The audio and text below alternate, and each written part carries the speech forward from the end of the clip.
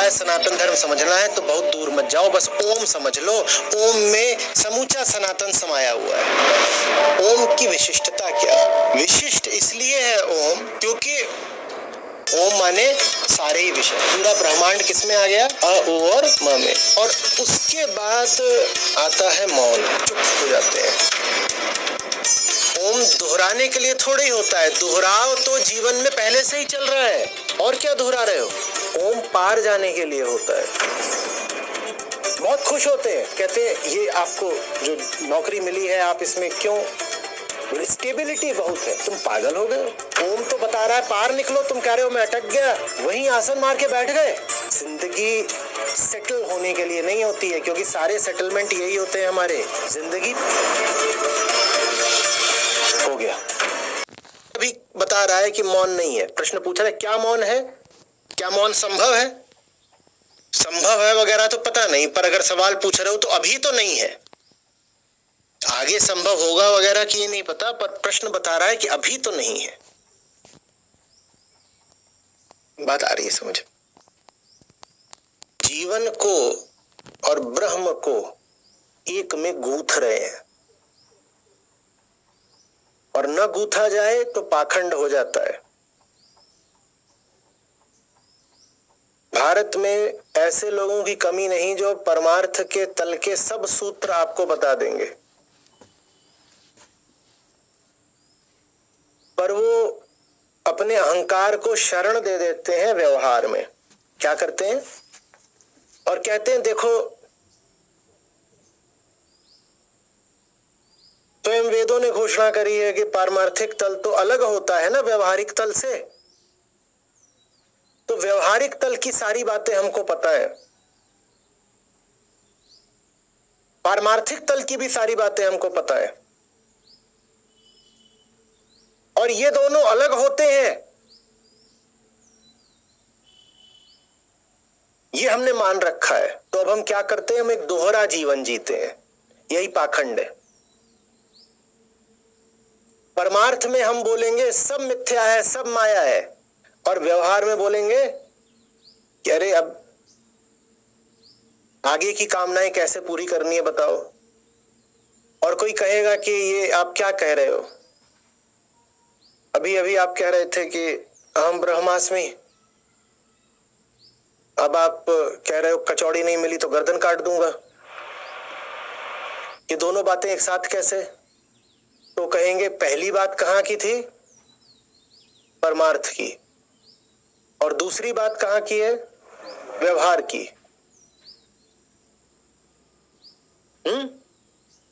और हमारे पुराने आचार्य शंकर क्या बता गए हैं? लोग कहते हैं दो सत्य होते हैं, वो ये भी नहीं कहते दो तल होते हैं, वो कहेंगे सत्य दो होते हैं, एक परमार्थ का ऊपर वाला और एक नीचे वाला सत्य भी होता है। वो ये भी नहीं कहते कि उधर ट्रुथ है इधर फैक्ट है, कि उधर सत्य है और इधर तथ्य और कल्पना है, वो ये भी नहीं कहते। कहते दो तरह के सत्य होते हैं, दो तरह। अब सत्य भी दो हो गया तो फिर अद्वैत क्या बचा? दो सत्य होते हैं, एक ऊपरी सत्य और एक जमीनी सत्य। तो कहते हैं ऊपरी सत्य में सब एक होगा। भाई जमीन पर तो कचौड़ी मजेदार होती ही है, तो लेके आओ। ऊपर होता होगा ऐसा कि आत्मा एक है, पर जमीन पर तो स्त्रियों को हम नीचा मानेंगे ही, ऊपर जाकर के समान हो जाएंगी। पर जब तक जमीन की बात है तब तक हम जातिवाद भी चलाएंगे। और यही कारण है कि अद्वैत रहा आया और उसके बाद भी समाज सुधरा नहीं, क्योंकि लोगों ने जा करके इसी दोहरेपन में शरण ले ली। लोगों ने कहा जितनी भी ऊंची बातें हैं वो कहां की हैं? परमार्थ की हैं, और हमें जीना कहां है? व्यवहार में। तो आप उनसे जाकर के सब अच्छी ऊंची बातें बोलिए, बोलिए उनसे, वसुधैव कुटुंबकम वो कहेंगे हाँ, जो भी बोलिए, बोधो हम कहें हाँ बिल्कुल ठीक है। आप सूत्र गिनाते जाइए और कहते जाएंगे बिल्कुल ठीक है। फिर उनसे कहिए अब ये सूत्र ठीक है तो तुम्हारी जिंदगी फिर इन सूत्रों के विपरीत क्यों जा रही है? वो कहेंगे क्योंकि वो सारे सूत्र कहां के लिए हैं? परमार्थ के लिए हैं। और जिंदगी कहां बितानी है? व्यवहार में। इसीलिए ऊंची से ऊंची प्रज्ञा भारत में मौजूद होने के बाद भी भारत सामाजिक रूप से पिछड़ा रहा, खंडित रहा, तमाम तरह के अंधविश्वास और मान्यताएं चलते रहे। ये आप मत कर लीजिएगा। ओम का यही संदेश है। ओम कह रहा है कि ध्वनि को, ध्वनि माने व्यवहारिक जगत, ध्वनि किससे आती है? कंपन से। और कंपन सदा किसका होगा? कोई भौतिक पदार्थ होगा तो ही कंपन होगा। तो माने ध्वनि सूचक है व्यवहारिक जगत का। अ, उ और म किसके सूचक है? व्यवहारिक जगत के। इनको आप मौन से पृथक मत कर दीजिएगा, नहीं तो पुरानी भूल और आगे बढ़ जाएगी। ओम इसलिए नहीं है कि आवाज आप दोहराते रहो। ओम में कोई जादू वगैरह नहीं है। ओम आपको कुछ याद दिलाने के लिए है।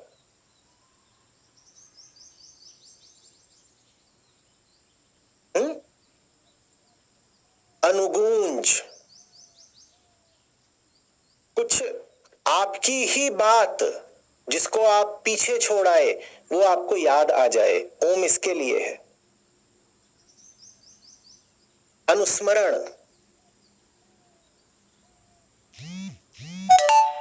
आपकी ही बात, आपका ही स्वभाव, पर उसके ऊपर आपने क्या चढ़ा लिया? अहंकार। जैसे आग पर क्या चढ़ जाता है? धुआं, तो प्रकाश गायब। वो है, पर उसके ऊपर आपने अपनी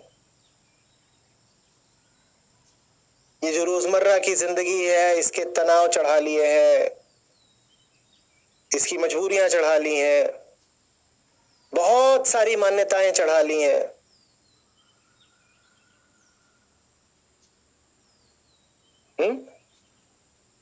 उनको ही दोहराने से कोई लाभ नहीं होना है।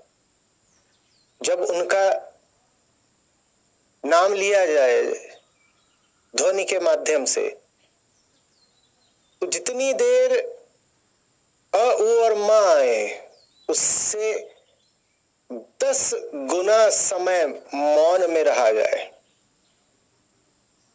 ओम कह करके मां को मिटने दिया जाए शनै शनै, और उसी मौन में स्थापित रहा जाए। यही ओम का उद्देश्य है कि आप मौन में स्थापित हो जाएं।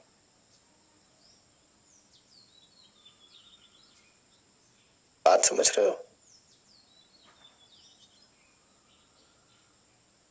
वास्तव में जो सबसे पहला जप है वो ओम का ही है। बाकी सब तो बाद में हमने खुद ही कल्पना करके रच डाले। और ओम को जपने का मतलब होता है मौन को ही जपना, क्योंकि सत्य के अलावा और किसी को जपना माने अपने गले में झूठ के फंदे डालना। एक फंदा तो पहले ही पड़ा हुआ है, वो पर्याप्त नहीं है क्या कि बार बार और तुम विविध प्रकार के नाम जप रहे हो? ओम इसीलिए कोई नाम नहीं है। ओम सब नामों से मुक्ति का साधन है।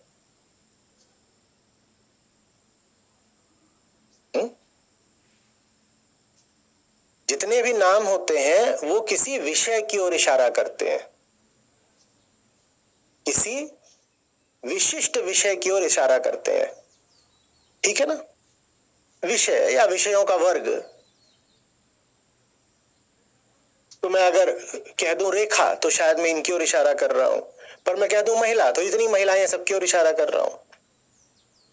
मैं कह दूं चश्मा तो जितने चश्मे हैं यहाँ पे सबकी ओर बात हो गई। और मैं चश्मे को खास तौर पर बोल दूं, अच्छा ये रहा चश्मा, ये किसी ब्रांड का चश्मा है, ऐसा चश्मा है, इतने पावर का चश्मा है, तो इनका तो सब नाम किसी विषय की ओर इशारा कर रहे होते हैं ना, या विषयों के एक समूह की ओर इशारा कर रहे होते हैं।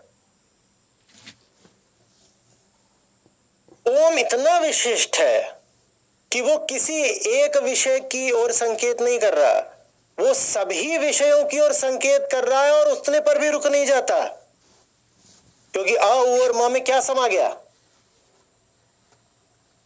पूरा आपका ब्रह्मांड समा गया। जितने आपके विषय हैं सब इसी में तो आ गए। कोई विषय है जो जागृत, स्वप्न और सुषुप्ति से बाहर के अनुभव का हो? तो ओम किसी एक विषय की ओर नहीं इशारा कर रहा है कि काली जैकेट, या वहां बैठे राघव सिंह, नाम सारे ऐसे ही होते हैं, राघव सिंह, तो ये रहे राघव सिंह और एक काली जैकेट। ओम माने सारे ही विषय, पूरा ब्रह्मांड किसमें आ गया? अ उ और म में। और इतने पर भी ओम रुकता नहीं, उसके बाद वो कहता है ये सब कुछ आ गया ना एक में, हो गया। जय राम।